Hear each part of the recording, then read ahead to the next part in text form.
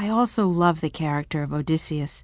No matter what happens to him or his men, and truly, really horrible, scary things happen, he always pulls himself together and pushes on and takes care of everyone. He never gives up. He always takes responsibility. I thought he was truly a hero. I think one of my favorite parts of the whole book was a part I had never heard before, never read as a child.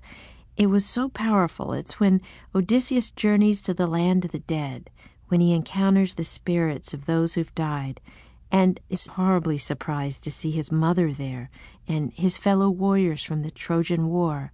It's so heartbreaking to see these spirits in this dreary gray land. And yet at the end of that section, there's such a life-affirming message as the journey makes Odysseus want to stay in the land of the living. No matter how hard or sad his life is, he chooses life over death at the end of the episode of The Land of the Dead. I think the Odyssey is very relevant for children today. First, it's a great story for all times. The plot is filled with horrifying monsters, narrow escapes, strange faraway places. But more than anything, I think its popularity for almost 3,000 years rests on the fact that we can relate to the characters in the story. The humans in the Odyssey are not that different from people today. People today have fear and anxieties and greed and jealousies, and they're also capable of great acts of courage and goodness, just like Odysseus and his men. One of the miracles of ancient stories, I think, and one reason I love to retell them, is that they connect us to the past.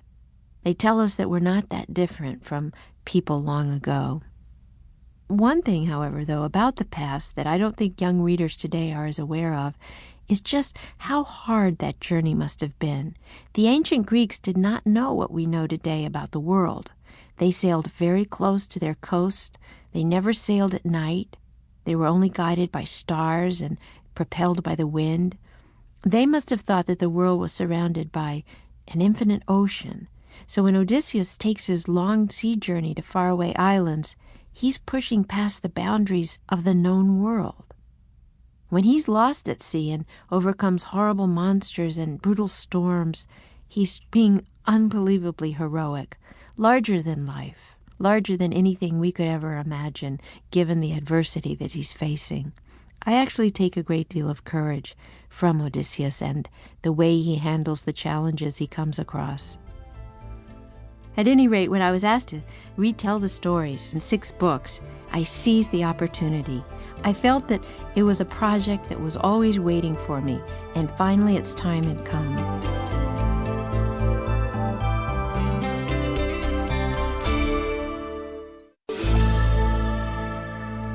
The One-Eyed Giant. The Prologue. In the early morning of time, there existed a mysterious world called Mount Olympus. Hidden behind a veil of clouds, this world was never swept by winds, nor washed by rains.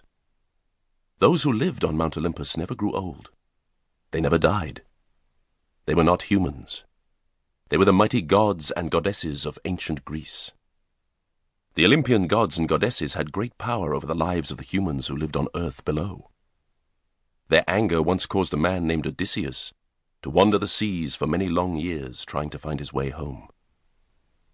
Almost 3,000 years ago, a Greek poet named Homer first told the story of Odysseus' journey. Since that time, storytellers have told the strange and wondrous tale again and again. We call that story the Odyssey. Chapter 1. The Call to War. Long ago, on the island of Ithaca in ancient Greece, there lived a man named Odysseus. Though he was king of the island, Odysseus lived a simple life. He enjoyed tending his fields and orchards, and working with his hands as a craftsman and carpenter.